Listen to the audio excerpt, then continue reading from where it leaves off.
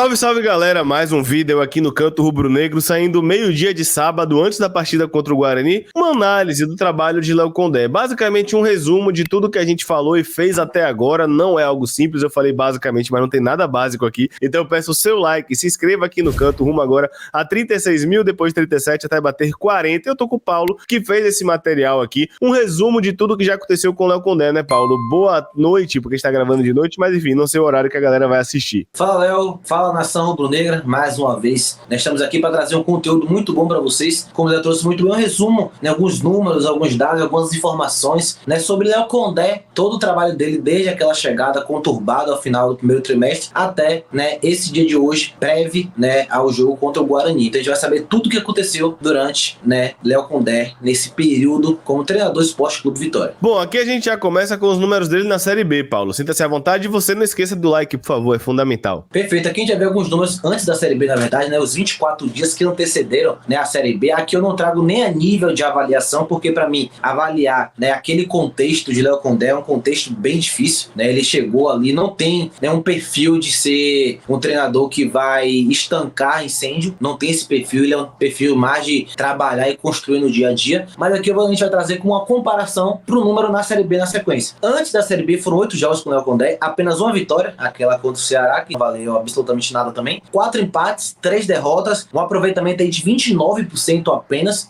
e o Vitória teve a média de 1,17 gols por jogo e de gols sofridos foi 1,25, né? Uma média muito alta e números com toda certeza muito abaixo do esperado. Muito abaixo do esperado, eu me enganei, na verdade, aqui são os números de fato antes da Série B, aqui os números dele no ano, né? Ele tem 67 dias à frente do Vitória? Aqui são 67 dias na Série B, juntando com o período da pausa e com os jogos antes da Série B tem 131, né? Mas aqui já pode ver uma melhora significativa, né? Ele sai ali de apenas uma vitória, né, em 8 jogos para 12 jogos, 8 vitórias, 1 empate, 3 derrotas com 70% de aproveitamento, né, marcou 22 gols, que é a média aí de 1,84 gols por jogo, né, também teve uma crescente absurda e sofreu menos gols mesmo tendo mais jogos, né, ele sofreu, né, 10 gols em 8 jogos antes da Série B e agora ele tem 12 jogos na Série B com apenas 8 gols, sofrendo uma média de 0,67. E você que tá assistindo até aqui, ou melhor, você que tá assistindo até aqui, não esquece de tocar no gostei e de se inscrever aqui no Canto Rubro-Negro. Agora sim os números de fato na Série B. Na verdade ficou trocado aqui, né, Paulo, enunciado? Não, agora é... Exato, agora é os números gerais. Desde que chegou a Vitória, ao total, né, Léo Condé completou recentemente 130 dias, né, de trabalho, hoje chegando a 131 dias.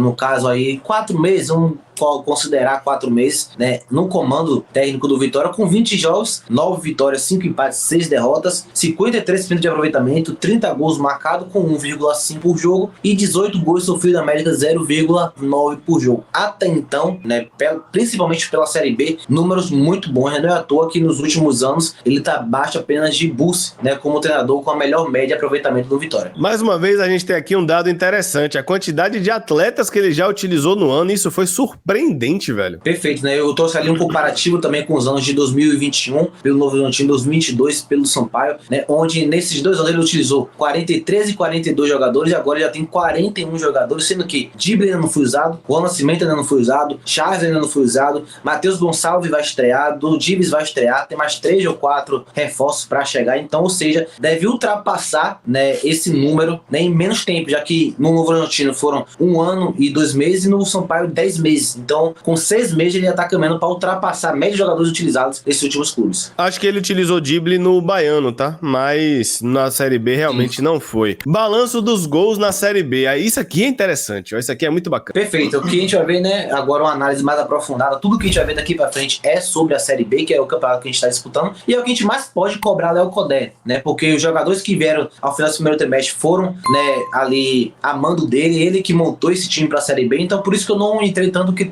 diante da Série B, foi apenas números para comparar. E aqui a gente vai ver um balanço, né, de como funciona os gols do Vitória na Série B, lembrando que o Vitória é um dos melhores ataques da competição, com 22 gols marcados. A gente pode ver que de bola parada com cruzamentos foram 7 gols, bola parada de falta ou pênalti foram 4 gols, 3 de pênalti, 2 de Gamalho, 1 de Teles e o gol de Zeca contra a Ponte Preta de falta. De ligação direta de Arcanjo foram 3 gols, né, os 2 contra, né, o Botafogo de São Paulo, que foi um contra-ataque que deu pro gol de Welder, o de Trellis, e o de Osvaldo contra o Atlético Goianiense. Foram também 3 gols de pressão ou erro do adversário, no caso, ou quando o Vitória subiu pressão ou quando o Vitória adiantou as linhas e o adversário errou. Foram 3 gols também, né? Os 2 de Wellington Ney vieram dessa forma contra o Avaí e contra a Tombense. E de construção ofensiva foram apenas 5 gols, o que totaliza, né, 50% de gols de bola parada, o que para mim é um número muito bom, muito alto, mas na mesma muito mérito dele. Muito mérito dele. É algo que o Vitória treina muito, isso a gente pode falar, que treina realmente. Mas o outro que tá ao lado me causa um pouco de preocupação, né? Já que foram apenas 22% dos gols, né, feitos de construção ofensiva. Quando eu falo construção, aquela jogada trabalhada, de pé em pé, né? Como por exemplo foi o segundo gol de Trellis contra o Atlético Goianiense, como foi o gol de Osvaldo, né? Embora tenha sido um balaço fora da área contra a Ponte Preta, enfim, gol naquele sentido, gol de Zé Hugo contra o Londrina, né? Jogadas como aquela, trabalhada de Vitória conseguiu criar, foram apenas 5 gols. E aí fica 14% para ligação direta de Arcanjo e 14% também para pressão, né? Ou erro do adversário. Eu acho que, embora obviamente, os 50% de gols de bola parada não é ruim, mas quando a gente tem esse número muito alto de bola parada e os demais bem abaixo, mostra que a gente está precisando também de um pouquinho de repertório, principalmente em alguns jogos. Concordo muito, tá? E aqui a gente tem todos os gols do Vitória marcados na Série B. Se você está assistindo no YouTube e tiver cortado essa parte, é porque deu aquele problema lá que vocês sabem, que se chama direitos autorais, e aí o link está na descrição da análise completa, né, Paulo? Perfeito. Aqui a gente vai ver, né, todos esses gols que o Vitória fez na Série B, uma sequência aí, né, primeiro de gols, né, de falta, né, foram muitos gols. Isso aqui é bom de trazer esses vídeos e mostrar isso porque tem muito, né, o trabalho de Léo Condé. A gente brinca, mas é verdade, a gente não se lembra do último Vitória que teve a bola parada ofensiva tão boa quanto é o time de Léo Condé, né? Então vai ter críticas a ele aqui, como já dei a minha primeira aqui, que acho que falta alguns repertórios em alguns momentos em alguns jogos, mas é evidente que isso aqui a gente precisa enfatizar e elogiar, né? A gente não se lembra da última vez que o Vitória foi tão presente, foi tão letal, né, com perdão aí do Laele, na bola aérea ofensiva, né? Contra o Ituano, por exemplo, os 3 gols, como a gente tá vendo aí, vieram em um cenário de bola parada, né? De bola parada ofensiva. Contra o CRB, os 3 pontos vieram, como vocês estão vendo aí também, em um cenário de bola parada ofensiva. Então, é uma arma que o Vitória tem, eu posso falar, acho que o Léo concorda comigo, que é a principal arma do Vitória. Principal, sem dúvida. A principal é a bola parada, né? Como teve ali falta, fez o gol com o Zeca. Os 3 pênaltis que teve na competição, os 3 foram convertidos, os 2 de Léo Gamalho e o de Santiago Trellis. Então, a bola parada do Vitória não só totaliza 50% dos gols do time na competição, como também se consolida, né, como a principal arma que o Vitória vem utilizando, né? Eu gosto dessa arma, acho que realmente decide campeonato, que é realmente muito importante, mas, né, eu também quero ver o Vitória tendo mais gols, né, de jogada trabalhada, né, jogadas de contra-ataque, de transição, como foi, por exemplo, esses textos que a gente vai ver agora, né, de Lucas Arcanjo conseguindo conectar muito bem Osvaldo, o Trellis, né? Essa bola de Lucas Arcanjo, a bola acaba pegando no adversário, mas volta e vem um contra-ataque do Vitória pra gente marcar o gol com o Helder. Então o Vitória que tem muitos gols de fato, né? E que tem como a principal premissa desses gols a bola parada, né? Jogadas de construção foram poucos gols, teve o de Trellis, teve o de José Hugo, teve o de Osvaldo, né? Teve o de GG contra o ABC e outro que agora não me falha tanta memória, mas na verdade é que o Vitória, na minha opinião, precisa ter um pouco mais, né, de criatividade com a bola, né? A gente não pode ficar à mercê e achar que sempre a bola parada, sempre com os aspas, porque obviamente 50% não é 100% de gols, mas nem sempre a bola parada vai entrar, né? Nem sempre a bola parada vai ser uma arma que vai funcionar, e quando a principal arma da equipe não funciona, aí precisa começar a entrar a parte do coletivo, a parte do individual, a parte da transição em velocidade, a parte, como a gente está vendo agora, de explorar os erros do adversário, como foi o José Hugo contra o Ceará, como foi, né, o Wellington Ney contra o Avaí, como foi o Wellington Ney também agora contra o Ituano, né? Então, Tombense. Contra a Tombense, perfeito. Então, é o único ponto, assim, dos gols do Vitória que o Vitória tem feito, que pra mim pode ter, né, uma divisão maior, né, que vai indicar que a gente tá conseguindo ter ali mais criatividade, tá conseguindo criar mais chances com a bola, né, principalmente desde casa, com 4-2-4, né? Isso vai indicar que a gente tá conseguindo, né, criar mais situações e de diversas formas, que Paulo, é muito importante também. Não sei se você reparou, mas eu reparei um padrão aqui. Até nos gols de jogada trabalhada é sempre o Vitória do lado pro centro. O Vitória sempre chega no último terço pelo lado e centraliza a jogada ou pra chutar de fora ou pra fazer um cruzamento. Então é um padrão também das equipes de Condé, é muito forte pelo lado. Perfeito, exatamente. Começar pela lateral, terminar pelo corredor central com o arremate. Muito bem observado, perfeito. Deixa eu voltar aqui agora que a gente vai para o balanço dos gols sofridos na Série B, rapaz. Vamos lá, é bastante coisa também, viu?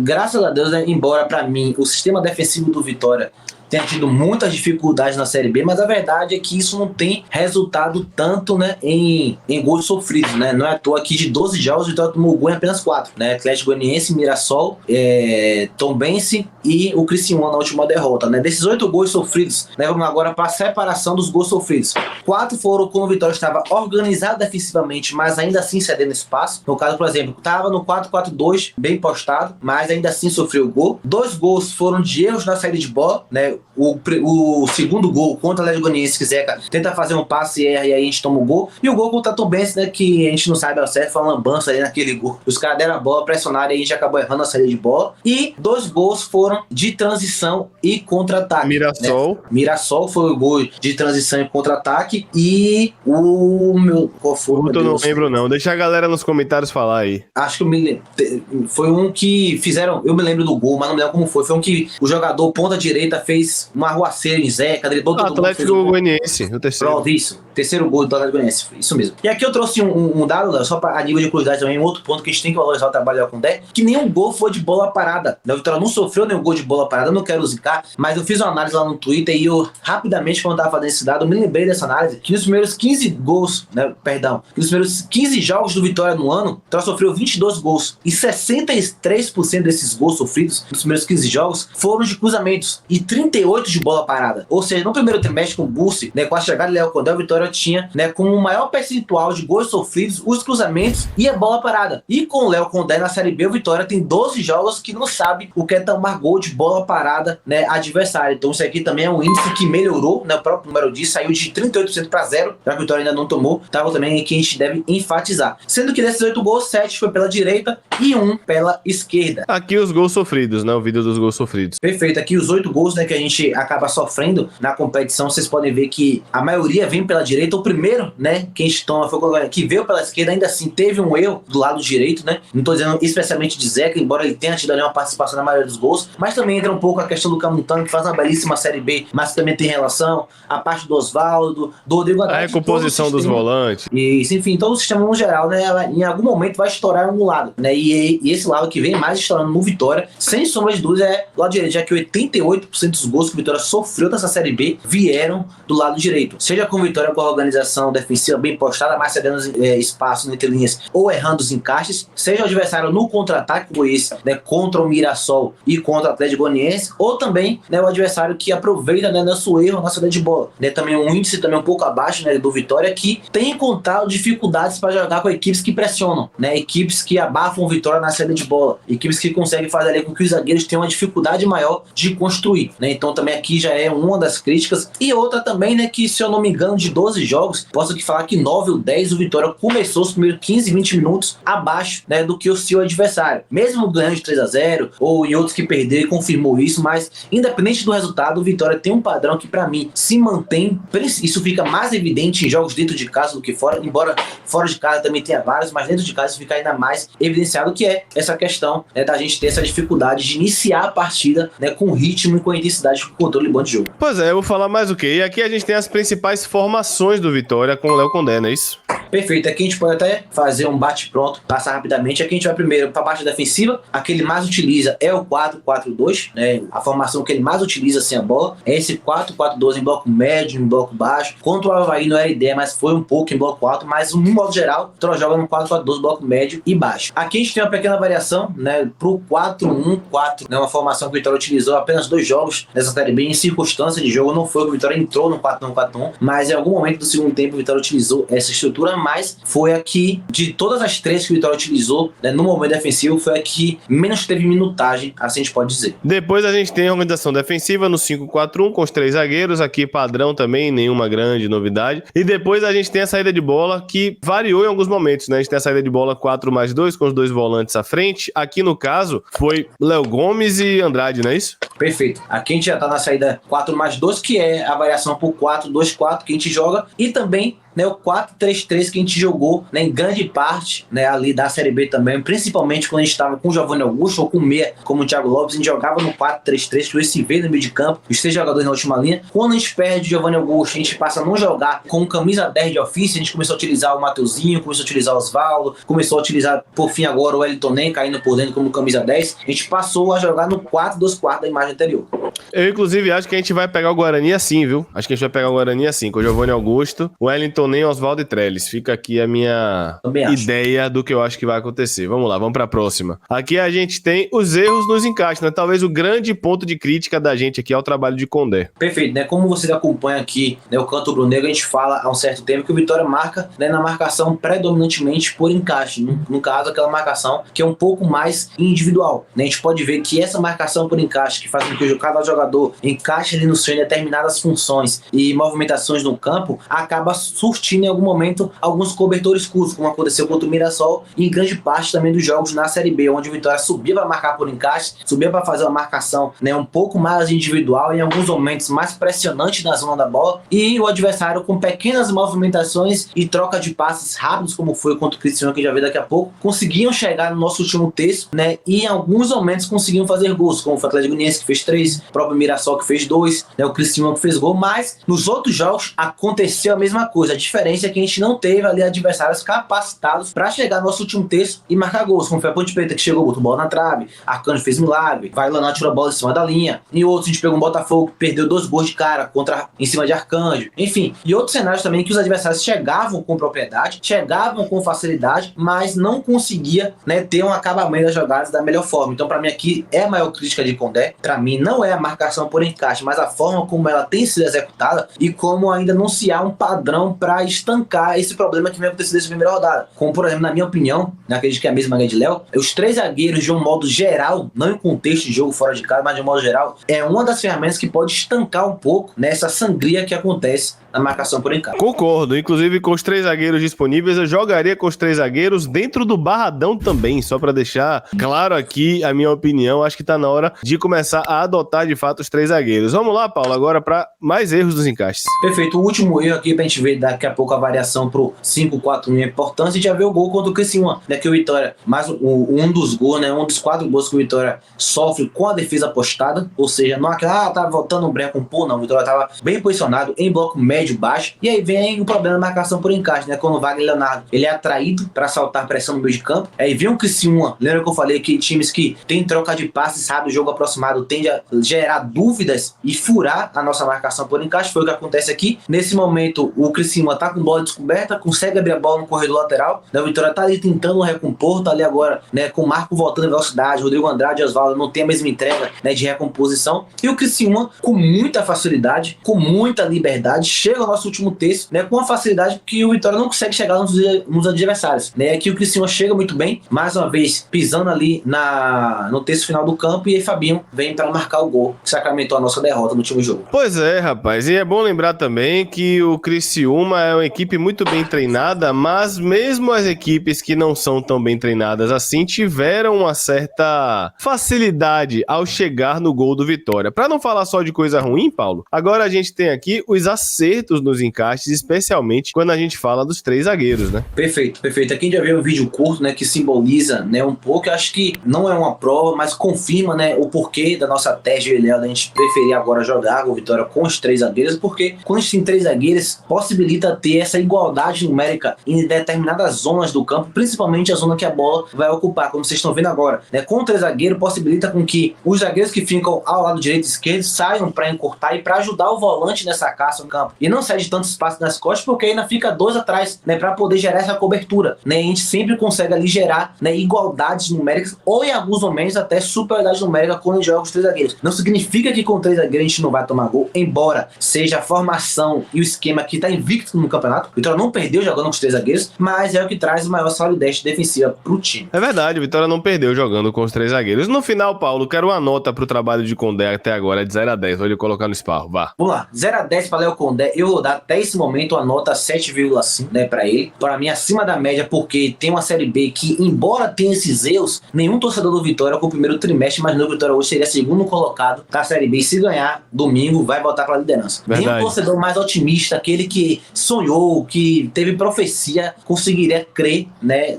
nesse resultado do Vitória. Então, por pegar um time que estava vindo ali com muitos reforços novos, né, conseguiu ali, né, em pouco tempo emplacar uma sequência grande de vitórias, eu acho que há muito mérito dele nisso também. Teve a questão da bola parada ofensiva que melhorou muito, a defensiva também, Vitória ainda não tomou gol, o Silantizica tá ligado que não vai ser domingo, se Deus quiser, mas eu vou dar 7,5, poderia ser maior se não tivesse esses erros e, infelizmente, né, pelo que a gente está acompanhando, possa ser que em algum momento essa nota caia um pouco, né, se algumas correções que a gente tem pontuado aqui desde a Ponte Preta não venham a acontecer, mas hoje ainda, pela colocação do Vitória, pela forma como o Vitória tem jogado, né, alguns jogos, né, que realmente conseguiu ter ali algumas vitórias jogando melhor que o adversário, esse vale ressaltar também, eu vou dar nota de 7,5, podendo aumentar se o Vitória conseguir corrigir esses erros, mas também podendo cair se esses erros e principalmente os confrontos diretos contra a equipe lá de cima continuassem abaixo. É isso, galera, mais um vídeo por aqui, deixe sua opinião aqui nos comentários, tá? Mais uma vez, obrigado, Paulo, tamo junto. Valeu, galera. Um abraço.